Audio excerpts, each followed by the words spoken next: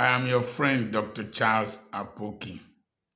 One of the most powerful statements in the Bible is that the sins of the father shall not be imputed unto the children, and the sins of the children shall not be transferred to the father or the parent.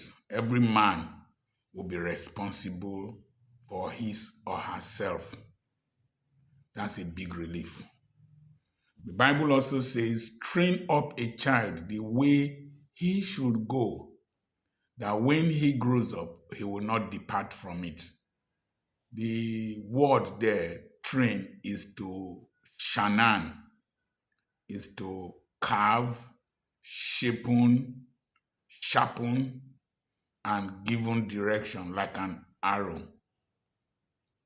It is to mold. It is to make a model for them to flow into. Now, you can do all that you need to do to train up children. They will still deviate, some of them. So don't assume you know your children. Don't ever. In my many years of running schools and managing hospitals, you will find out that most parents don't know their children. There was the case of one young, beautiful girl that the parents thought she was a virgin, grew up in a very sound Christian home. She attends one of the most conservative Pentecostal churches in Nigeria, very disciplined and decent parents. But she was doing naked pictures or whatever on TikTok. There was the one that went to the university. She got pregnant there. And so the list goes on and on. There was one that the mother came with police and a lawyer to a school. They found out that the boy was a thief. That was why he was suspended. So most parents don't know their children, particularly in this dispensation. I will try to look at some of the reasons and then profile some solutions. Don't ever assume you know your children. Don't ever assume that your children are Christians or even Muslims. You will be shocked if they open up to you. The son of a very prominent preacher was a cultist. The man did not know. It was around the period of graduation that he was shot dead by a rival cult. So, try as much as possible to teach them the word of God. Pray for them continuously.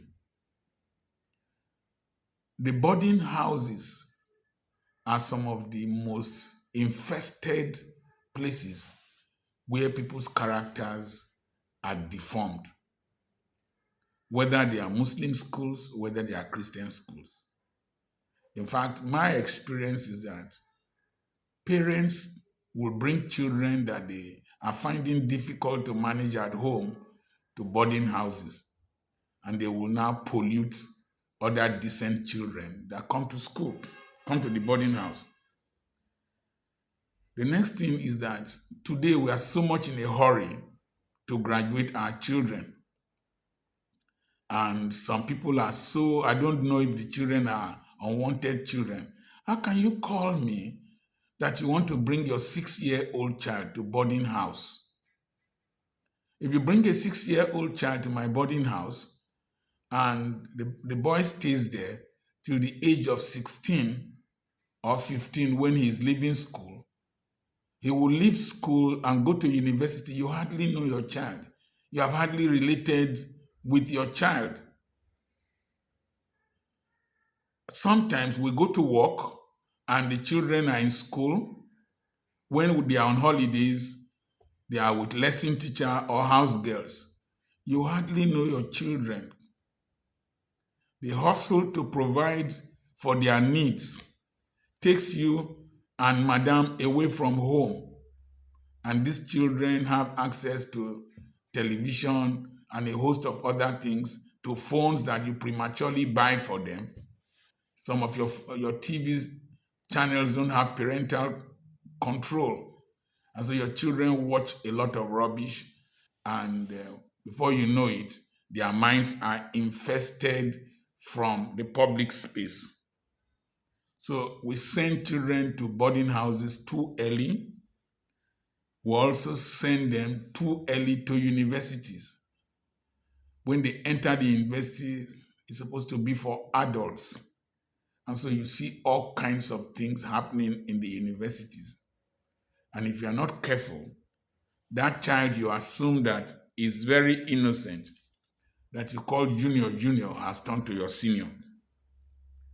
And that's where they are introduced to hookup, they are introduced to drugs, they are introduced to cultism, and several other things. Pray for your children always. Teach them the word of God. Don't let Christianity become boring. A lot of us parents at home will walk around with our faces squeezed like mortuary attendants. And these children hate our King James Version Christianity. So try as much as possible to up your game to relate with your children in their generational platform. Communicate with them.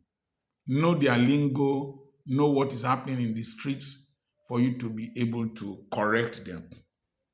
Show them the right standards. Be friendly with them, but at the same time be firm, as well as being fatherly. Fend for their needs, but be firm and be fatherly. As I was walking through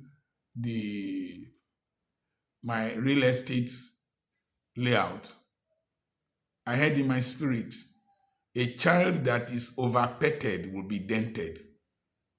When you over-pet a child, the child will be dented. The rod of correction drives away foolishness from a child. In the Yoruba language, I can't speak it very well. It says, "Were poju nori omo kekere," but the rod of correction will drive it out. That is, there is insanity, a lot of insanity in the brain of a child, but that the rod of correction will drive the weary, will de-wearynize the child. So be firm, fend for them, but be fatherly. As I said earlier on, the conflict between the hustle to provide for the needs of the children. School fees are so expensive. So expensive. I run private schools. My father couldn't have sent me to a private school. So expensive. And you need to pay the workers, you pay bills, you pay for several services. Just like your honorary bus fee, 75,000 naira. How can parents afford that? If you have 4 children, so the pressure to cater for their needs, at the same time to mentor them, creates a hiatus, a gap that the devil fills. You must be very careful what your children watch. Things like the cartoons they watch, they are subtly introducing things to them that they are not supposed to hear or learn. So don't assume you know your children. Do you really know your children? According to Frank Olize, do you know where your children are?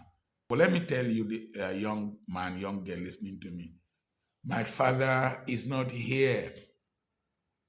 My father is not the one enjoying the results of discipline, hard work that they give to me.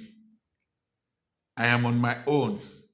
One day the government will be upon your shoulders. Anything you decide to do now, you will be the only one to pay for it.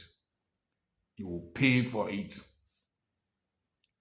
If you don't learn now, you will learn through the hard way.